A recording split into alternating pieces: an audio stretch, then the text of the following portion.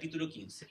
Y en ese sentido uno puede ver en la Escritura, y sobre todo en el libro de Hechos que ustedes han estado estudiando, cómo Dios ha ido desarrollando el plan para su pueblo y para todas las naciones.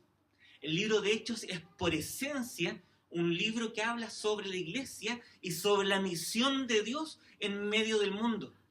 El libro de Hechos muy potentemente habla y explica, desarrolla la acción del Espíritu Santo, poderosa y eficaz en medio de su pueblo.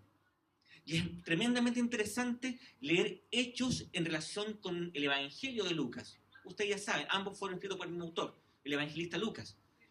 Y como en el Evangelio de Lucas, de igual forma se manifiesta esta presencia constante del Espíritu Santo, actuando, hablando, diciendo, dirigiendo, conduciendo a personas y a la iglesia. Entonces debemos sentirnos tremendamente planificados por Dios al tener acceso a esta palabra santa. Otra cosa que es motivo de gozo cuando estudiamos el libro de los Hechos, y en específico el capítulo 15, es una cuestión que podemos constatar ahora mismo. ¿Quién de ustedes, hermanos, tiene ascendencia judía? Levante la mano. ¿Hay alguna persona de apellido Levi, Bauman? ¿No? Bueno, cuenta la leyenda de que mi Miranda, yo soy Parada Miranda, los Mirandas vendrían de Temuco y los Mirandas son judíos sefarditas. Entonces tal vez tengo un cuarto de sangre judía, no lo sabemos, ¿ya? Pero lo normal de nosotros es que ninguno de nosotros tiene sangre judía. Por lo tanto, esta palabra nos debe interpelar al gozo, porque va a hablarnos acerca del corazón de Dios. ¿Cómo es que Dios actúa con el mundo? No excluyendo, sino que invitando a todos. Y cómo eso desconcertó a los creyentes judíos de esa época, los que habían creído en Jesús. Maravilloso. Hermanos, la iglesia no es otra cosa que la expresión de la palabra. Somos presencia y testimonio de la obra del Padre en Jesús, nuestro hermano y Señor. Dios nos pronuncia en medio de la historia. Él nos dice. Hemos salido de su boca. Estamos cargados de su aliento. Somos impulsados por su espíritu. ¿Y para qué dice la palabra? Porque Dios ha escuchado el clamor de su pueblo y desde antes de la fundación del mundo ha decidido ser respuesta y mensaje. Dios nos habla para ser escuchado. Escuchado para ser obedecido. Obedecido para ser amado. Y amado para ser glorificado. Y ha hecho de su palabra en la iglesia una fuerza vital, un torbellino que remoline cada rincón del mundo, un poder que entra por los oídos y que enciende los corazones para que también se vuelvan palabra, eco de la boca del Todopoderoso. Él es un fuego que enciende otros fuegos. Yo he venido para prender fuego en el mundo. Y cómo quisiera que ya estuviera ardiendo, dice nuestro Señor Jesucristo. Si la iglesia dejara de ser palabra, sería mudez inútil. Ya no serviría para nada. Y hermanos, no estamos llamados a ser perros mudos que no pueden ladrar, como dice Isaías. No estamos llamados para eso. Pero fíjate, la palabra cristiana es por esencia un escándalo. Fíjense, una virgen dando a luz. Dios eterno el infinito, el insondable, aquel que pone en la negrura del universo las galaxias en su danza. Ese Dios eterno envuelto en pañales. Un nazareno que eran despreciados, visto con desconfianza, convertido en profeta. Uno que come con pecadores como la luz del mundo. Uno que muere entre criminales, un maldito como campeón de nuestra salvación. Su grito de muerte, la muerte de un hombre torturado, flagelado, hediondo, sucio por el maltrato, en vez de fracaso, victoria. Un muerto, después de 3 días, levantándose de la tumba y mostrándose vivo a sus amigos. Todo eso es un escándalo a la luz de cualquier persona con una mediana inteligencia. No tiene ni pata ni cabeza. Es desconcertante. Bueno, justamente a este escándalo nos llama a reflexionar esta palabra. Vamos a leer el versículo del 1 al 5 de Hechos 15. Fíjense, como el miedo al escándalo es la motivación de los herejes. Dice el versículo 1: algunos que habían llegado de Judea a Antioquía se pusieron a enseñar a los hermanos: a menos que ustedes se circunciden conforme a la tradición de Moisés, no pueden ser salvos. Esto provocó un altercado y un serio debate de Pablo y Bernabé con ellos. Entonces se decidió que Pablo y Bernabé y algunos otros creyentes subieran a Jerusalén para tratar este asunto con los apóstoles y los ancianos. Enviados por la iglesia, al pasar por Fenicia y Samaria, contaron cómo se había convertido los gentiles. Esta noticia llenaron de alegría a todos los creyentes. Al llegar a Jerusalén, fueron muy bien recibidos, tanto por la iglesia como por los apóstoles y los ancianos, a quienes informaron de todo lo que Dios había hecho por medio de ellos. Entonces intervinieron algunos creyentes que pertenecían a la secta de los fariseos y afirmaron: es necesario circuncidar a los gentiles y exigirles que obedezcan la ley de Moisés. Siempre, siempre, siempre la herejía se ha revelado ante el escándalo de toda la novedad que trajo Jesús. Siempre. Ejemplo, en la iglesia primitiva, los ebionitas, que era un grupo que enfatizaba muchísimo a la humanidad de Cristo, se escandalizaba ante su divinidad. Y los docetistas, que enfatizaban mucho la divinidad y no creían en la humanidad, se escandalizaban acerca de su humanidad. Ni los ebionitas ni los docetistas eran capaces de ver la verdad del Evangelio, conmoverse ante ella y aceptarla totalmente, porque siempre había algo dentro de esa verdad que los escandalizaba. Y una forma de desescandalizarse era bajar el perfil a algún elemento de verdad del Evangelio. Y en este capítulo de Hechos vemos como los judaizantes se escandalizaban de la apertura del Evangelio. Sacan sus gruesos lentes, se arman de aguja e hilo y se ponen a zurcir con religioso cuidado el velo rasgado del templo. No toleran la llaneza de Dios. No soportan la brillantez del amor inaudito de aquel que le gusta romper fronteras, derribar muros y desarmar esquemas. Se empecinan en alfilar sus pedernales para derramar innecesariamente la sangre de quienes ya han sido comprados por un sacrificio aún más excelente, y que han sido signados no con el corte de la piel de su prepucio, sino con una cruz victoriosa en sus corazones conquistados por su palabra y encendidos por su espíritu. Fíjense lo que dice Pablo a los Gálatas. Porque en Cristo Jesús ni la circuncisión ni la incircuncisión significan nada, sino la fe que obra por amor. Con Paulina tenemos varias películas favoritas. Tenemos Gentle, con la Barbara Streisand. Se me cayó el carneo, ¿no?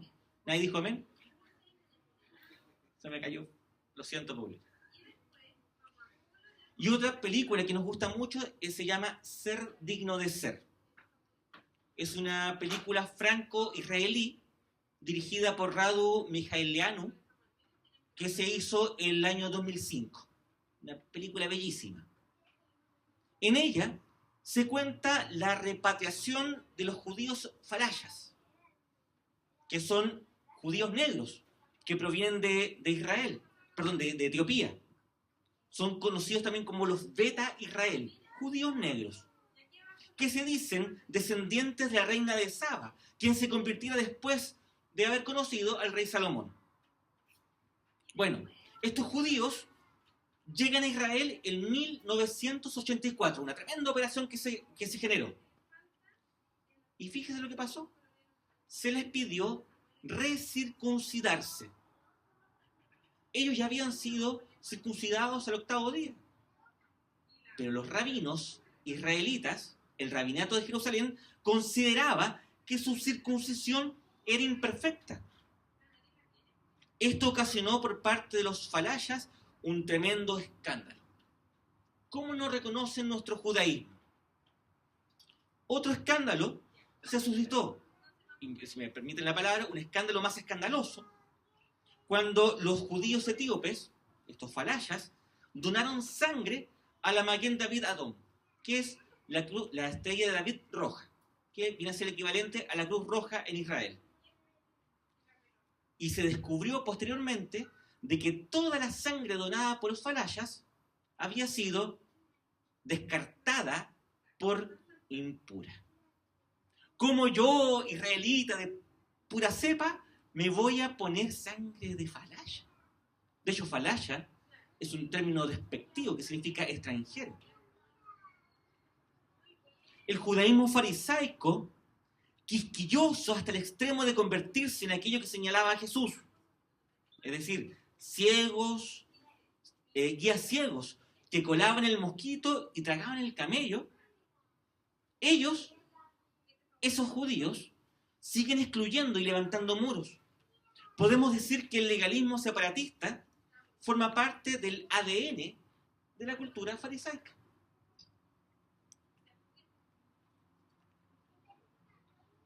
Hoy, en nuestra época, son los teólogos liberales quienes se escandalizan de Cristo. No soportan la sobrenaturalidad, odian lo milagroso, reducen toda la Biblia a la categoría de mito. Descartan la moral cristiana como un producto histórico propio de otras épocas. Desprecian el modelo instituido por Dios de la familia. Los judaizantes se escandalizaban de la gratuidad del evangelio. Los liberales se escandalizan de todo lo que pueda perturbar la cultura imperante. Buscan un cristianismo 2.0 que se acomode a la ideología del género y al anarquismo individualista que niega la verdad porque niega la autoridad. Hoy, como ayer, la iglesia es perturbada por herejes incapaces de amar el evangelio puro tal como se encuentra en la Biblia. Ya lo decía el apóstol de los gentiles, Pablo, el mensaje de la cruz es una ridiculez para los que van rumbo a la destrucción. Pero nosotros, que vamos en camino a la salvación, sabemos que es poder mismo de Dios. Como dicen las Escrituras, Destruiré la sabiduría de los sabios y desecharé la inteligencia de los inteligentes. Así que, ¿dónde deja eso a los filósofos, a los estudiosos y a los especialistas en debates de este mundo? Dios ha hecho que la sabiduría de este mundo parezca una ridiculez, ya que Dios en su sabiduría se aseguró que el mundo nunca lo conociera por medio de la sabiduría humana. Usó nuestra predicación ridícula para salvar a los que creen.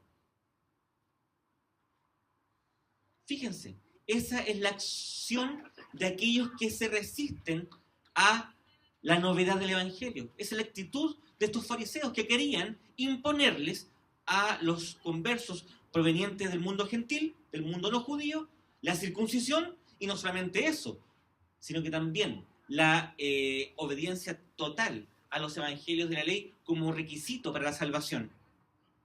Vamos del versículo 6 al 12. Dice: los apóstoles y los ancianos se reunieron para examinar este asunto. Después de una larga discusión, Pedro tomó la palabra. Hermanos, ustedes saben que desde un principio Dios me escogió de entre ustedes para que por mi boca los gentiles oyeran el mensaje del Evangelio y creyeran. Dios, que conoce el corazón humano, mostró que los aceptaba dándoles el Espíritu Santo, lo mismo que nosotros, sin hacer distinción alguna entre nosotros y ellos. Purificó sus corazones por la fe. Entonces, ¿por qué tratan ahora de provocar a Dios poniendo sobre el cuello de esos discípulos un yugo que ni nosotros ni nuestros antepasados hemos podido soportar? No puede ser. Más bien, como ellos, creemos que somos salvos por la gracia de nuestro Señor Jesús. Toda la asamblea guardó silencio para escuchar a Bernabé y a Pablo, que les contaran las señales y los prodigios que Dios había hecho por medio de ellos entre los gentiles. Ante la amenaza de los fariseos judaizantes que querían circuncidar y obligar bajo el yugo de la ley a los gentiles, ¿qué hace la iglesia? ¿Cómo reacciona ante este desafío? La iglesia de Antioquía se somete al consejo de la iglesia. No hay iglesias independientes. Somos una comunidad de comunidades. Así es como Dios salva a su pueblo de los caudillos y de los cismáticos. Así es como corrige y anima. Y así, y solamente así, es como la iglesia crece sanamente. Somos presbiterianos. ¡Qué potente cosa! Es que nuestra identidad, nuestro nombre, sea nuestra forma de gobierno. No sé si lo habían pensado. Hoy, al igual que en los orígenes, la iglesia encuentra su ruta en el consejo de muchos consejeros. Ahí descubre la sabiduría. Iglesia, desconfía de los llaneros solitarios, de los autosuficientes, que al final solo son ególatras amantes de sí mismos. Dios le dice a los efesios, inspirando al apóstol Pablo para escribirles a ellos: cuidado de los perros, cuidaos de los malos obreros, cuidaos de la falsa circuncisión, porque nosotros somos la verdadera circuncisión, que adoramos en el Espíritu de Dios y nos gloriamos en Cristo Jesús, no poniendo la confianza en la carne. Y a Tito, en otra parte, Pablo advierte: porque hay muchos rebeldes, habladores vanos y engañadores, especialmente los de la circuncisión, a quienes es preciso tapar la boca, porque están trastornando familias enteras, enseñando por ganancia deshonestas cosas que no deben. Qué maravilloso es el Señor en su palabra, al hueso. Pedro, Pablo y Bernabé fueron testigos de la acción milagrosa del Espíritu Santo en medio de los gentiles. Sabían que era verdad, tenían el convencimiento porque lo vieron y oyeron en persona. Qué convicción grande había en sus corazones, por tanto. Sin embargo, estaban dispuestos a someterse a la asamblea. Tenían la espiritualidad del voto vencido. Su convicción no era razón para la ruptura. Iglesia, refugio de gracia. Ten cuidado de aquellos que no están dispuestos a someter sus razones. De esos elocuentes profetas con síndrome de Nehemías o de Lutero. Los judaizantes tenían el vicio de tener siempre la razón.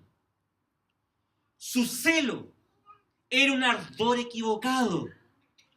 ¿Cuántas veces nuestro deseo de estar en lo cierto, de ganar una discusión, se convierte en ídolo y en altar de nuestro propio corazón? ¿Cuántas veces hemos ido detrás de líderes que lo único que han hecho es enaltecer su propio nombre y ocultar la gloria de Cristo? ¿Cuántas veces nosotros mismos nos hemos convertido en ídolo para otras personas? Y hemos intentado robarle la gloria de Dios para poner una estrellita más en nuestra corona. Que el Señor nos libre de todo esto. Vean, por favor, versículo 13. Dice: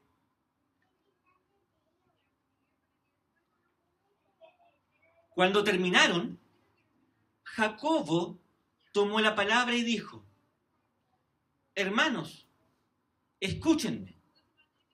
Simón nos ha expuesto, como Dios desde el principio tuvo a bien escoger de entre los gentiles un pueblo para la honra de su nombre. Con esto concuerdan las palabras de los profetas, tal como está escrito: después de esto volveré y reedificaré la choza caída de David. Reedificaré sus ruinas y restauraré para que busque al Señor el resto de la humanidad, todas las naciones que llevan mi nombre. Así dice el Señor, que hace estas cosas conocidas desde tiempos antiguos. Por lo tanto, yo considero, sigue Jacob, que debemos dejar de ponerles trabas a los gentiles que se convierten a Dios. Más bien, debemos escribirles que se abstengan de lo contaminado por los ídolos, de la inmoralidad sexual, de la carne de animales estrangulados y de sangre. En efecto, desde tiempos antiguos, Moisés siempre ha tenido en cada ciudad quien lo predique y lo lea en las sinagogas todos los sábados. Y la iglesia recibió sin trabas a los gentiles, y en ello comprendió más hondamente el milagro del Evangelio, reconociendo el cumplimiento de la promesa hecha al padre Abraham. Y en ti serán benditas todas las familias de la tierra. Además, dice Pablo en su carta a los Gálatas: no hay judío ni griego, no hay esclavo ni libre, no hay hombre ni mujer, porque todos sois en Cristo Jesús. Y si sois de Cristo, también sois descendencia de Abraham y herederos según la promesa. Es Santiago, el hermano de Jesús, quien emite este dictamen. Y esto es muy interesante, porque al parecer Jacobo era de aquellos que eran parte del grupo partidario de la circuncisión de los gentiles. Veamos. Dice Pablo en la epístola de los cristianos a Galacia: porque antes de venir, algunos de parte de Jacobo, él, refiriéndose a Pedro, comía con los gentiles. Pero cuando vinieron, empezó a retractarse y apartarse, porque temía a los de la circuncisión. Esto es tremendamente interesante. ¿Se fijaron que yo les dije que pusieran atención con Simón? No lo dice Pedro. Ocupa su nombre judío. Otra pistita que nos puede alumbrar cuál era la posición de Jacobo en este contexto. Sin embargo, este Jacobo, pese a su opinión, asume el resultado de la asamblea. La asamblea como voz del Espíritu Santo. La asamblea como eco de la Escritura. La asamblea como iluminada por la palabra de Dios en medio del mundo. El cuerpo de Cristo discerniendo la palabra del Evangelio. Esta es una de las mayores bellezas de la iglesia. Es este ser en comunión que se expresa en los acuerdos. Es lo que nos hace imagen y semejanza de la Santísima Trinidad. Nuestro Dios es comunidad en esencia, es una unidad enamorada. Y nosotros estamos llamados al misterio lunar, que refleja la hermosura por todas las eternidades. La llegada de los gentiles a la iglesia no es sino que la consecuencia del amor de ese Dios, que es apertura y acogida. Nuestro Dios, quien es todopoderoso e inmenso, también es amoroso y tierno. Es un padre en búsqueda de sus hijos.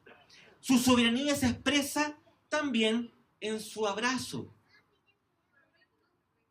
Es suya la obra y el milagro, porque no es judío el que lo es exteriormente, ni la circuncisión es la externa, en la carne, sino que es judío el que lo es interiormente. Y la circuncisión es la del corazón, por el espíritu, no por la letra. La alabanza del cual no procede de los hombres, sino que de Dios, dice el apóstol Pablo a los romanos. Maravilloso. Este Jacobo, no es conocido por Santiago, es Santus Jacobus. Santiago es una contracción de San Jacobo en latín. Es capaz de decir: yo creo esto, yo tengo la convicción, pero la asamblea ha actuado, ha discernido en otra dirección contraria a la mía. Yo me someto. Y siendo él un dirigente de la iglesia de Jerusalén, agacha el moño y dice amén. Esto es hermoso. Consejo para los que no son presbiterianos de larga data: vayan a las reuniones presbiteriales y vean cómo se agarran del moño, y a veces se arma la mocha, los hermanos. Después de 2 horas, después de 3 horas, después de 5 horas, todos amigos.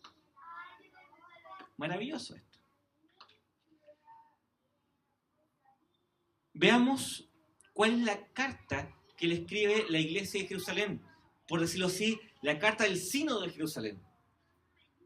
Dice, versículo 22: entonces, los apóstoles y los ancianos, de común acuerdo con toda la iglesia, aquí no fue la voz de un obispo, que como un monarca omnipotente dicta lo que se debe hacer. Fue el acuerdo, el consenso. Chita, me gusta esa palabra. Fue el consenso de todos los hermanos. Fue la concordia, un solo corazón. Decidieron escoger a algunos de ellos y enviarlos a Antioquía con Pablo y Bernabé. Escogieron a Judas, llamado Barsabás, y a Silas, que tenía buena reputación entre los hermanos. Con ellos mandaron la siguiente carta. 2 puntos, comillas. Los apóstoles y los ancianos a nuestros hermanos gentiles en Antioquía, Siria y Cilicia. Saludos. Nos hemos enterado de que algunos de los nuestros, sin nuestra autorización, los han inquietado a ustedes alarmándoles con lo que les han dicho. Así que de común acuerdo hemos decidido escoger a algunos hombres y enviarlos a ustedes con nuestros queridos hermanos Pablo y Bernabé, quienes han arriesgado su vida por el nombre de nuestro Señor Jesucristo. Por tanto, les enviamos a Judas y a Silas para que les confirmen personalmente lo que les escribimos. Nos pareció bien al Espíritu Santo y a nosotros no imponerles a ustedes ninguna carga aparte de los siguientes requisitos: abstenerse de lo sacrificado a los ídolos, de sangre, de la carne de animales estrangulados y de la inmoralidad sexual. Bien harán ustedes si evitan estas cosas. Con nuestros mejores deseos. Termina la carta. Una vez despedidos, ellos bajaron a Antioquía, donde reunieron a la congregación y entregaron la carta. Los creyentes la leyeron y se alegraron por su mensaje alentador. Judas y Silas, que también eran profetas, hablaron extensamente para animarlos y fortalecerlos. Después de pasar algún tiempo allí, los hermanos los despidieron en paz para que regresaran a quienes los habían enviado. Pablo y Bernabé permanecieron en Antioquía, enseñando y anunciando la palabra del Señor en compañía de muchos otros.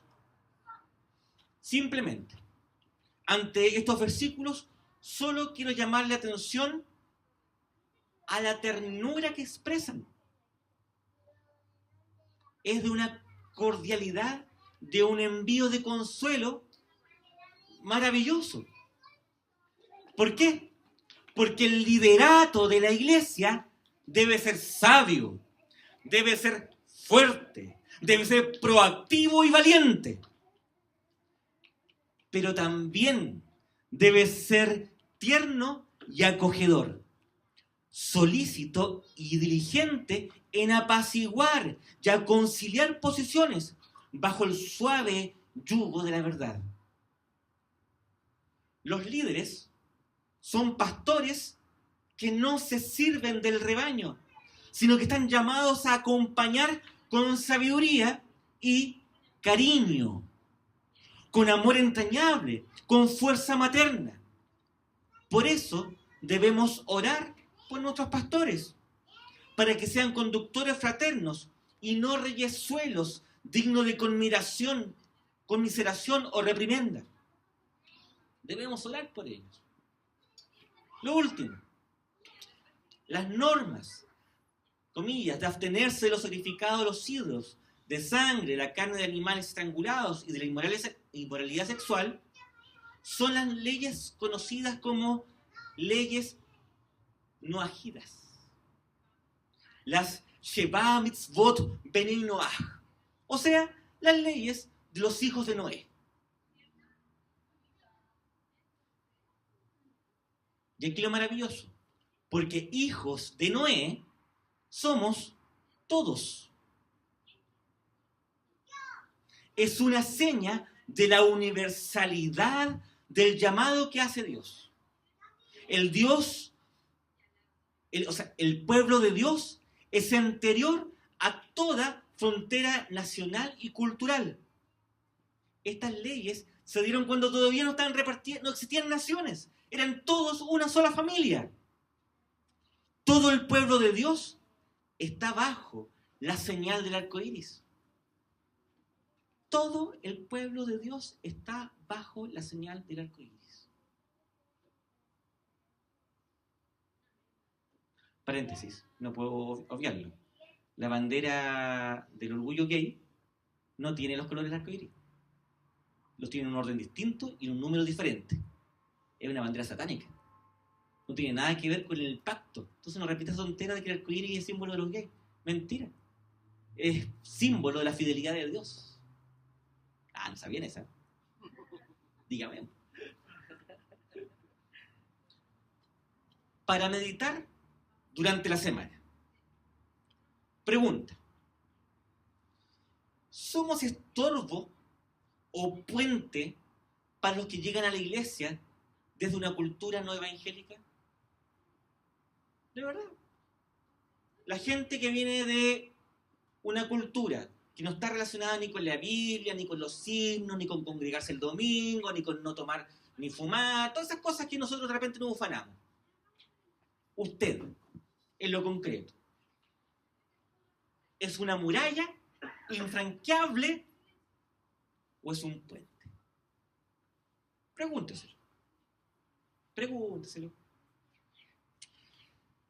Segunda cosa para meditar. Confundimos la evangelización con la imposición de formas de ser que son absolutamente secundarias. ¿Cuántas veces hemos tratado de, entre comillas, acorbatar, cortar el pelo, peinar a la gente que viene con otra cultura en nuestra iglesia? ¿Cuántas veces queremos uniformarlos con una forma de ser canuta? ¿Cuántas veces? ¿Cuántas veces nos escandalizamos cuando alguno de nuestros hermanos no se amolda con nuestras formas? Cuando estas son absolutamente secundarias. ¿Sabe lo que pasa ahí? Usted levantó en alto tradiciones humanas como señales de la verdad como cristianos. Es decir, lo secundario lo transformó en algo principal. Con eso me embarra. Tercera pregunta. ¿Predicamos el evangelio de la gracia o el mensaje de la cultura de nuestra denominación? ¿Estamos predicando el evangelio de Jesucristo o estamos predicando las formas de ser presbiteriana, reformada, bla, bla, bla, bla, bla, bla? No nos confundamos. Una cosa es todos esos elementos que son propios de nuestra identidad, incluso del presbiterianismo chileno, y otra cosa muy distinta es la predicación de la gracia. ¿Qué hacemos? ¿Predicamos el evangelio o tratamos de transmitir esta santa tradición presbiteriana? 4. Ponga mucha atención a esta pregunta. Las personas concretas que usted conoció y que ya no se congregan en refugio de gracia con nosotros, que no se congregan ya aquí en esta iglesia, lo dejaron de hacer porque fueron escandalizados por el evangelio, lo que sería bien, porque el que se escandaliza por el evangelio y se va, no entendió nada, ¿cierto? La gente que no se congrega aquí hoy día, ¿lo hace porque se escandalizó por el evangelio o porque no fueron acogidos por nosotros? Con toda esa riqueza evangélica de la que hablaba el casi reverendo aquí presente en la clase de catecúmeno, reconociendo su lado pecador y su lado de justos y cristianos.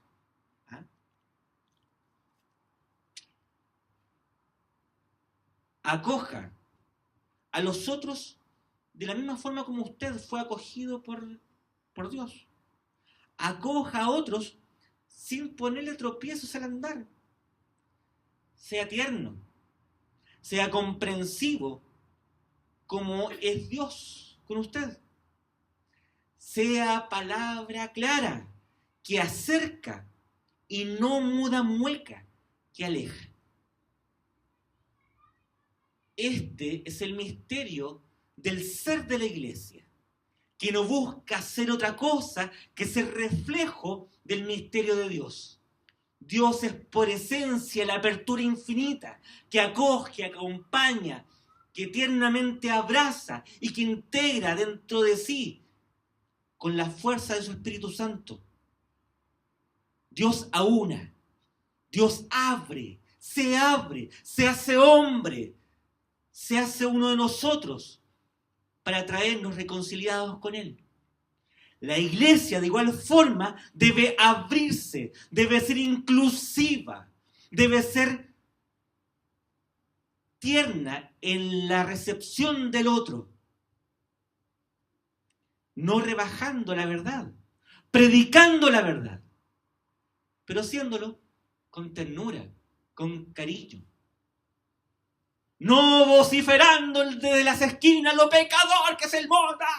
No, sino que por el contrario, proclamando el evangelio de la verdad. Y la verdad es ternura y vigor. Decía por ahí un personaje, cuyo nombre no quiero acordarme.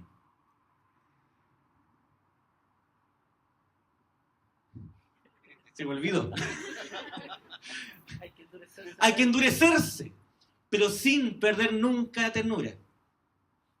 Hay que endurecerse, pero sin perder nunca la ternura. Hay que decir las cosas pan, pan, vino, vino, pero con cariño, como lo hizo el Señor Jesucristo, que se sentaba con los pecadores, con los publicanos y las prostitutas, y comía con ellos. Y sobre esto ya habló harto el casi reverendo. ¿Ya? Ese es el desafío que nos hace este pasaje maravilloso de Hechos 15. Si no hubiera sido por este sínodo, probablemente un cuarto de mí estaría presente acá. Porque los Miranda, lo que lo dije al comienzo. Y ninguno de ustedes estaría acá. Pobres goim. ¿Saben qué goim significa cerdo, perro, despreciable? Goim significa gentil. Es fuerte eso.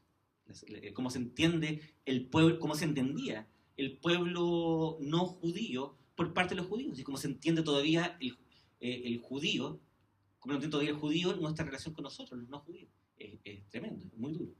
Entonces, pero no seamos eso. Seamos iglesia acogedora. ¿Dónde está la? Ahí está la. Que está chica y no te ve. Han escuchado, pero no seamos como el Cristo del pan de azúcar. ¿Han visto el Cristo del pan de azúcar? Ahí en Río de Janeiro, que está con los brazos abiertos. Una vez un brasileño decía, el Cristo de pan de azúcar es como como la gente de aquí que vive en Río de Janeiro, como el carioca. Te espera con los brazos abiertos, pero nunca los cierra. No seamos nosotros de esa forma. Tengamos una actitud de apertura, pero también de acogida. Que el Señor nos ayude con la gracia y el poder de su Espíritu Santo para ser justamente eso. Iglesia acogedora, iglesia que crece, y que una iglesia que sabe que puede hacer eso únicamente en el consejo de las otras iglesias. No como llaneros solitarios ni reyesuelos de poca monta, sino que como miembros del cuerpo de Cristo.